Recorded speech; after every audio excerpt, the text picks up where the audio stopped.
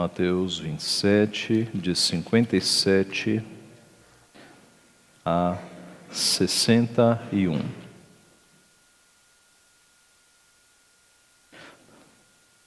Diz assim a santa, inerrante, infalível palavra do Senhor. Caindo a tarde, veio um homem rico de Arimateia, chamado José, que era também discípulo de Jesus.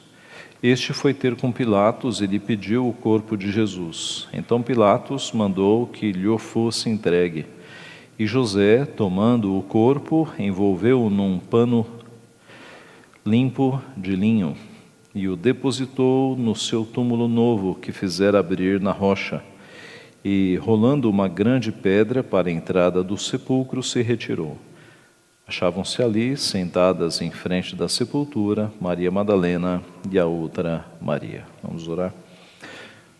Pai, nós te louvamos pelo privilégio que temos de sermos instruídos diretamente pelo Senhor, pela instrução e iluminação do Teu Santo Espírito, que clareia a nossa mente confusa, para que, desfeita toda a confusão e toda a limitação, sejamos orientados pelo Senhor.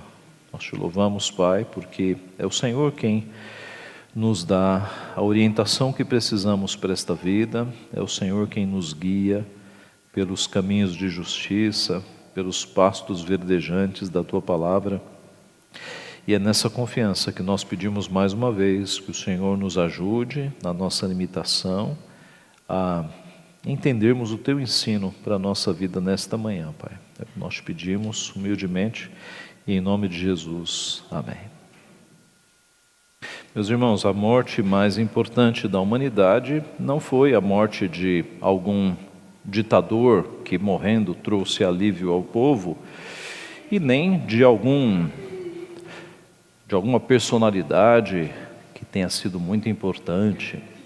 A morte mais importante da história é a morte de Jesus Cristo, não temos dúvida alguma, porque na morte de Cristo milhões de pecados foram pagos.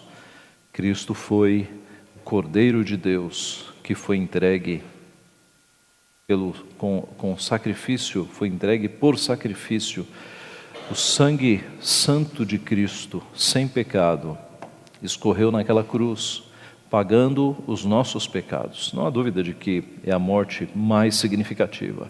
Sem a morte de Cristo, nós não teríamos qualquer chance de salvação. Sem a morte de Cristo, nós estaríamos longe, muito longe de Deus, não teríamos qualquer acesso a Deus. Não há dúvida de que a Bíblia inteira aponta para este grande evento. As profecias apontam para a morte de Cristo. Depois da sua morte, os efeitos e os resultados são aplicados ao seu povo. E o texto que nós demos ainda é parte da narrativa, da descrição da morte do nosso Senhor. Mas algumas histórias paralelas à morte de Cristo, que é a grande mensagem, que é o grande tema, elas nos trazem também algumas lições muito preciosas. É o caso do que aconteceu aqui com José de Arimateia. Nós temos duas lições muito importantes, olhando para a pequena atuação de José de Arimateia. Nós vemos aqui dois instrumentos que podem ser redimidos para glorificarmos a Deus. Dois instrumentos que geralmente são usados para o mal, mas que no caso de José de Arimateia, ele usou para glorificar a Deus. Instrumentos com os quais nós lidamos com frequência. E eu repito, que constantemente são usados para fazer o mal, com fins egoísticos. Mas podem ser redimidos, podem ser usados para glorificar a Deus. O primeiro instrumento, então, do qual estou falando, é a influência. A influência. O texto começa dizendo: caindo a tarde, veio um homem rico de Arimateia, chamado José, que era também discípulo de Jesus.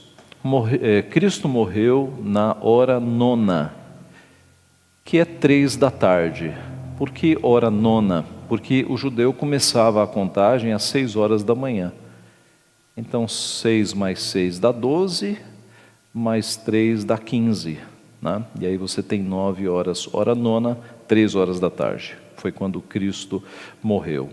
O texto fala que ao cair da tarde, este homem rico foi atrás do corpo de Jesus. Então, em algum intervalo aí, entre as 3 e as 6 horas, José de Arimateia entra em cena. E quem foi este homem, José de Arimateia? Mateus diz no nosso texto que ele era rico, natural de Arimateia, que era uma cidade a 30 quilômetros aproximadamente de Jerusalém.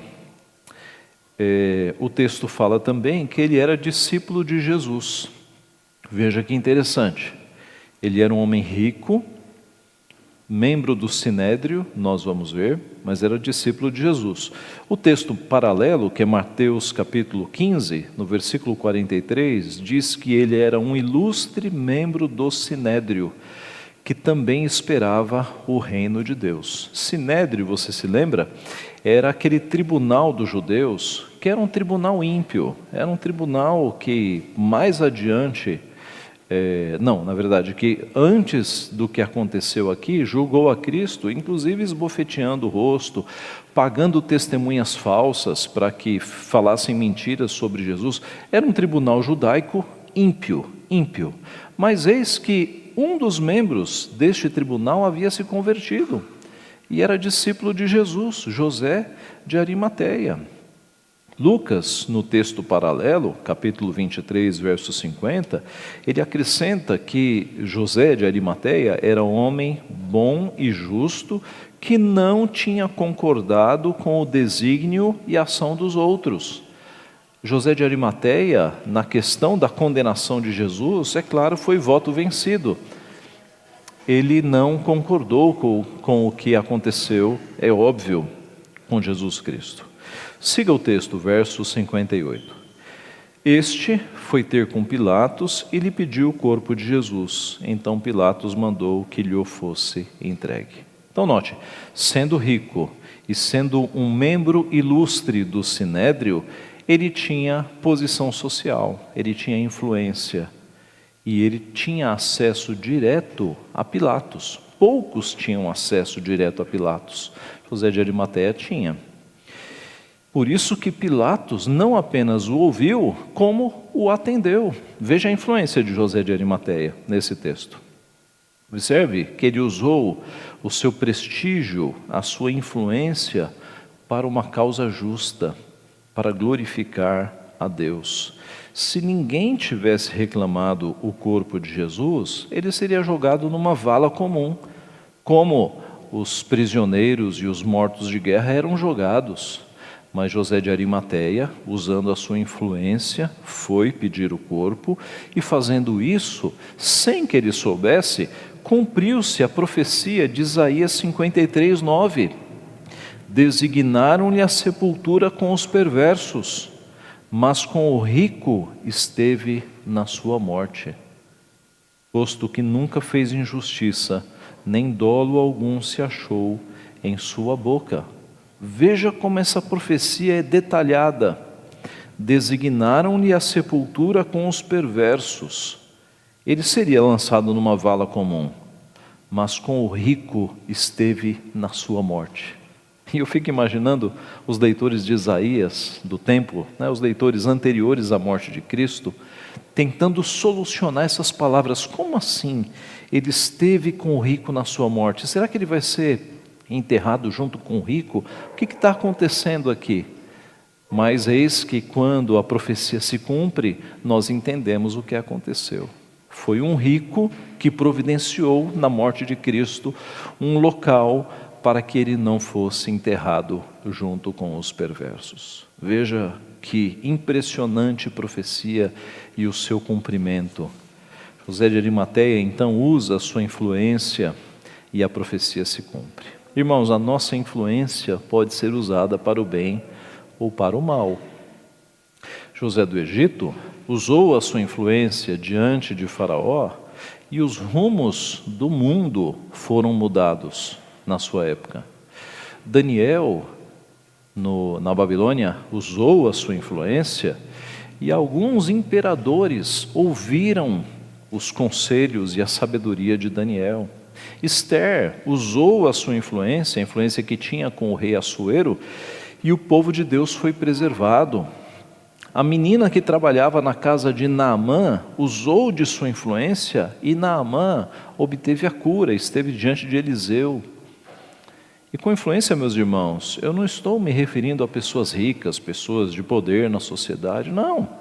A menina que trabalhava na casa de Naamã exerceu a sua influência, e isso foi usado para a glória de Deus. Nós temos influência em determinados círculos, não precisamos ter riquezas, nada disso. Deus nos dá círculos de influência. Por exemplo, irmãos mais velhos.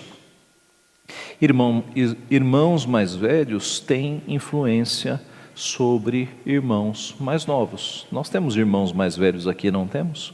Adolescentes, jovens, crianças, que podem usar a influência para ensinar coisas boas e caminhos corretos aos irmãos mais novos.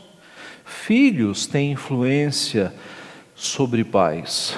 Nós temos aqui na igreja pais e mães que foram trazidos na igreja e se firmaram na igreja por causa da influência dos filhos. E ainda hoje, alguns filhos e algumas filhas têm grande influência sobre os seus pais. Avós têm influência sobre os seus netos e podem usar esta influência para o benefício do reino, guiando-os nos caminhos do Senhor, especialmente quando os pais não estão firmes. E nós temos aqui na igreja avós e avós que têm feito um bom trabalho nesse sentido. Pais, é claro, têm grande influência sobre os seus filhos. E nós devemos usar esta influência como pais, como mães, para que os nossos filhos sejam melhores que nós, sejam mais santos que nós, sejam mais consagrados que nós, mais dedicados à causa de Deus. Tios e tias também têm grande influência sobre os seus sobrinhos. Pense em como você pode influenciar os teus sobrinhos, talvez dando Bíblia, dando livros apropriados à idade. Vizinhos têm influência na sua vizinhança, na rua, no bairro, no prédio. Você pode ajudar as pessoas da sua rua, do seu bairro, do seu prédio. Não seja uma ilha, ajude as pessoas e você terá influência para falar de Deus a estas pessoas. Esposas crentes devem influenciar maridos não crentes. A palavra diz: mulheres, sede vós igualmente submissas ao vosso próprio marido, para que, se ele ainda não obedece à palavra, seja ganho, sem palavra alguma, por meio do procedimento de sua esposa. 1 Pedro capítulo 3. E o texto continua: ao observar o vosso honesto comportamento cheio de temor. Maridos crentes são influência sobre a vida de esposas não crentes. A mesma coisa, Paulo escrevendo aos Coríntios capítulo 7, verso 13, verso 12. Ao mais digo eu, não o Senhor, se algum irmão tem mulher incrédula, e esta consente em morar com ele, não a abandone. E a mulher que tem marido incrédulo, e este consente em viver com ela, não deixe o marido, porque o marido incrédulo é santificado no convívio da esposa, e a esposa incrédula é santificada no convívio do marido crente. Doutra sorte, os vossos filhos seriam impuros, porém agora são santos. Então, tanto as esposas cujos maridos não são crentes, como os maridos cujas esposas não são crentes, têm grande influência, devem refletir Cristo no seu relacionamento. Chefes ou empregadores têm influência sobre os seus funcionários, pelo exemplo, pela honestidade, pela educação. Você que tem alguma posição de liderança, seja em comércio, serviço, indústria ou empresa, saiba que os teus funcionários observam o teu comportamento e comentam o teu comportamento. Se você é educado, se você os trata bem, se você é disciplinado, se você é honesto. Então você tem uma influência, até de boca fechada, você tem uma influência sobre aqueles que estão em alguma relação trabalhista abaixo de você. Líderes e chefes podem usar esta influência para glorificar a Deus, podem chamar funcionários para conversar, ouvir seus problemas, falar de Cristo. Alguns chefes conseguem colocar um período diário de 10 minutos, às vezes de 7 minutos, eu já vi, para que a Bíblia seja lida 7 minutos do dia, todos os dias, com os funcionários, voluntariamente, é claro, não se obriga a ninguém. Chefes podem presentear os funcionários com Bíblias, ou com livros, ou com algum artigo que aponte para o Evangelho. Funcionários podem influenciar também uns aos outros, porque por vezes você passa 8 horas do teu dia trabalhando com outras pessoas, e você pode ser uma influência benéfica pelo teu exemplo, chegando no horário todos os dias, cumprindo o que o chefe pede, à vista, enquanto ele está olhando, e especialmente quando ele não está olhando, sendo o melhor funcionário e sendo o melhor amigo de trabalho, não passando a perna em ninguém, não agindo de formas que Cristo não agiria, abençoando os outros, ajudando os outros. Então note que nós temos formas de usar a nossa influência, a pequena influência que Deus nos deu, nos círculos em que nós estamos, para glorificar a Deus.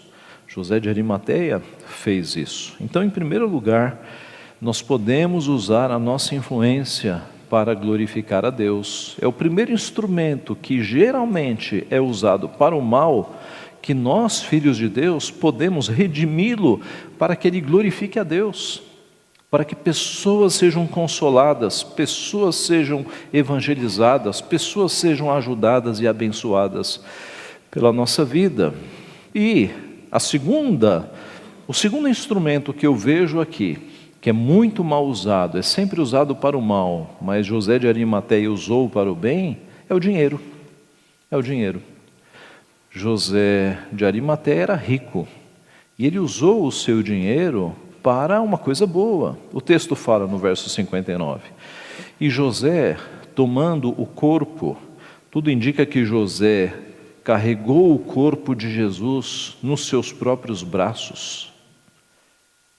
E você deve ter imaginado a cena. O doador da vida, a fonte da vida, agora está sem vida, inconsciente. José de Arimateia está com Cristo nos seus braços. O nosso Redentor está morto, está sem vida. O doador da vida, a fonte da vida. Mas tem um Filho de Deus ali cuidando do corpo, José de Arimateia. José de Arimateia, o discípulo, foi ele quem tomou o corpo de Jesus nos braços e levou Jesus, e envolveu num pano limpo de linho, que era um costume que se fazia ali entre os judeus, enfaixar o corpo daquele que havia falecido, era o costume da época. E o depositou no seu túmulo novo, que fizera abrir na rocha. Isso custava dinheiro. Pobres não tinham túmulos novos cavados na rocha. José de Arimateia, em algum momento, mandou preparar este túmulo novo. Os judeus não enterravam pessoas, Eles tinham esses pequenas caverninhas, grutas em que eles colocavam o corpo. Mas José de Arimateia usou o seu dinheiro para que numa rocha nova fosse cavado ali um local para que Jesus fosse colocado. Nosso Redentor não tinha casa, não tinha imóvel, terreno, propriedade. Ele disse aos discípulos: o Filho do Homem não tem onde reclinar a cabeça, eu não tenho casa. Ele vivia com os discípulos, ele dormia de favores. E agora, quando ele morre, ele vai ser enterrado onde? Ele não tinha um túmulo mas Deus providenciou tudo. Deus fez com que um filho de posses tomasse o seu filho Jesus Cristo e o colocasse numa rocha, né, que havia sido cavada para isto. E Cristo teve um túmulo emprestado. Rolando uma grande pedra para a entrada do sepulcro, se retirou. Achavam-se ali sentadas em frente da sepultura Maria Madalena e a outra Maria. Esse detalhe das Marias que estavam ali vendo é importante, porque daqui a pouco são estas Marias que voltarão ao túmulo e serão testemunhas da ressurreição de Cristo. É por isso que Mateus já adianta, né, para fazer a ligação da história. José de Arimateia, então, era um homem rico, poderia usar o seu dinheiro para fazer muitas outras coisas ímpias, mas ele tinha um coração em Deus, e ele usou o seu dinheiro e os seus bens para glorificar a Deus. Veja como você pode redimir o dinheiro. O dinheiro é uma coisa, irmãos, que geralmente é usada para o mal. A Bíblia fala que o amor ao dinheiro é a raiz de todos os males. E quantos estão idolatrando o dinheiro, vivendo para servir o Deus dinheiro? Mas José de Arimateia, ele usou os seus bens para glorificar a Deus. Quando Davi pediu ao povo para trazer doações para a construção do templo, o povo trouxe com alegria pedras e metais preciosos, e trouxe com alegria em abundância. E o templo foi construído a partir desta arrecadação de coisas que o povo deu com alegria. Na igreja primitiva, os crentes vendiam as propriedades e dividiam o dinheiro com os mais pobres da igreja. Irmãos, isso aqui não é comunismo nem socialismo não, tá? Alguns olham para esse texto e falam, tá vendo? A igreja primitiva era comunista, era socialista, nada disso. Comunismo e socialismo, os bens estão com o Estado. Tá? E o texto fala que eles tinham propriedades e eles vendiam as propriedades. Não foi o Estado que os obrigou. Se fosse comunismo ou socialismo, era o Estado que teria as propriedades e não eles. Então, fechando o parênteses, nós temos aqui irmãos que estão com o coração em Deus. Alguns têm mais propriedades, eles vendem e ajudam aqueles que estavam passando necessidade, de forma que o texto diz que não havia necessitados entre eles, porque eles ajudavam-se uns aos outros. Esse é o ponto aqui da igreja primitiva. Barnabé fez isso na sequência do texto, nós sabemos. A viúva pobre, que Jesus observou e depois usou como lição, ela deu tudo o que tinha. Ela deu as 2 moedinhas, tudo o que ela tinha. Maria, irmã de Marta, derramou um vidro de nardo puro, que custava muito, aos pés de Jesus. Quando Paulo levantou uma coleta para ajudar os crentes pobres de Jerusalém, as igrejas participaram em peso.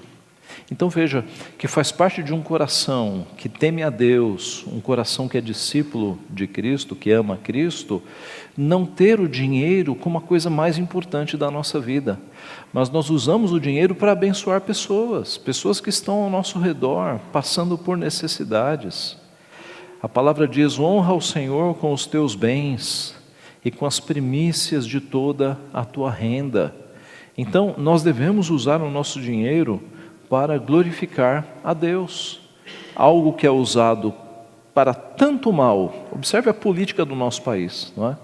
Algo que é usado para o mal, quando passa por nós, nós redimimos para que ele seja usado para o bem, para abençoar pessoas, para fazer a obra missionária avançar pelo mundo, para cuidar da igreja. Isso tem a ver com o dízimo, não é? A parte do Senhor, mas é muito mais do que dízimo, é usar os bens para o avanço do Evangelho, para ajudar pessoas passando necessidades que Deus coloca no nosso caminho.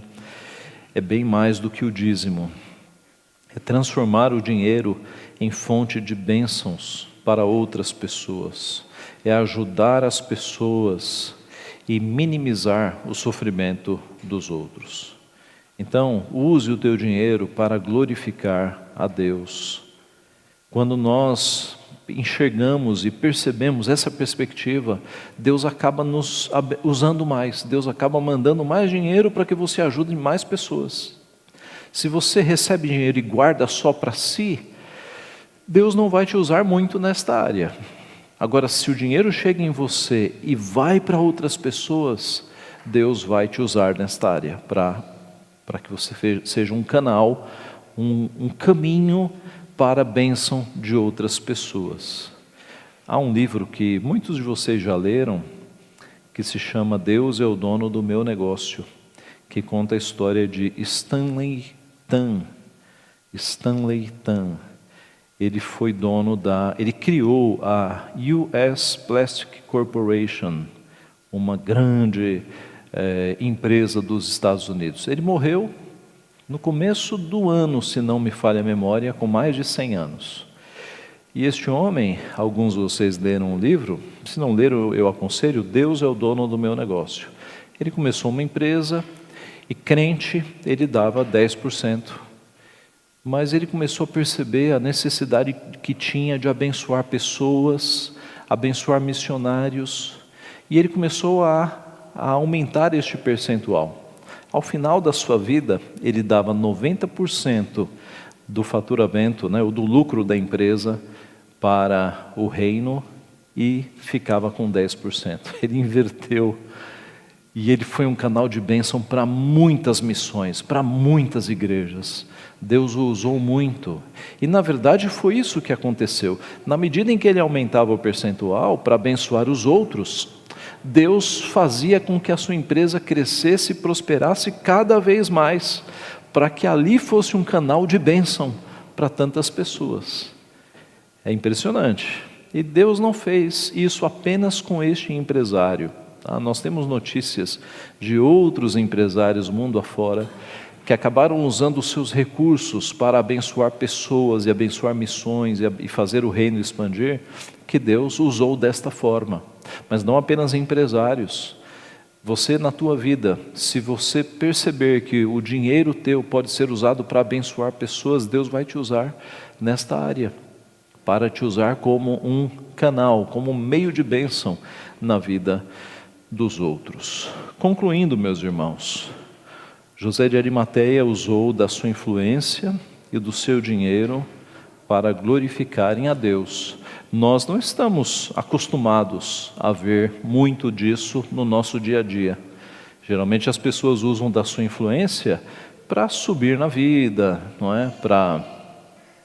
Para conseguir benesses, para fins egoísticos. E geralmente as pessoas usam dinheiro para o próprio conforto.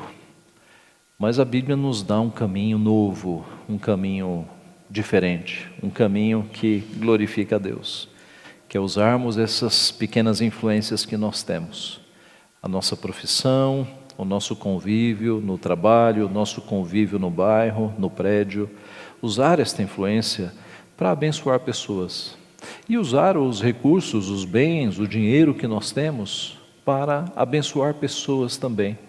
Este é o caminho de peregrinos e forasteiros, de pessoas que sabem que estão neste mundo, mas não são deste mundo. Estes somos nós. Então, nós não vamos ficar agarrados com as coisas deste mundo, porque o nosso mundo real não está aqui, está no porvir, está com Cristo. Então, nós usamos deste mundo como se não precisássemos dele. A palavra nos diz isso.